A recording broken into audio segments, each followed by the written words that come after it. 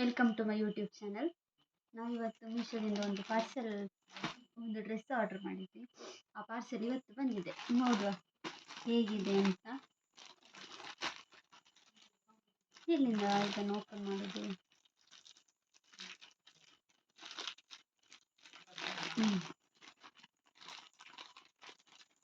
ಒಳ್ಳೆ ಪ್ಯಾಕ್ ಮಾಡಿ ಕೊಟ್ಟಿದ್ದಾರೆ. ಪ್ಯಾಕಿಂಗ್ ಎಲ್ಲ ಒಳ್ಳೆದಿದೆ.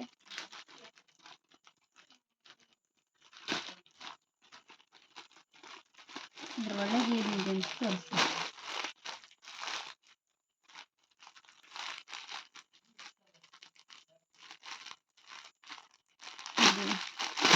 ಡಬಲ್ ಎಕ್ಸೆಲ್ ಸೈಜ್ ಇದೆ.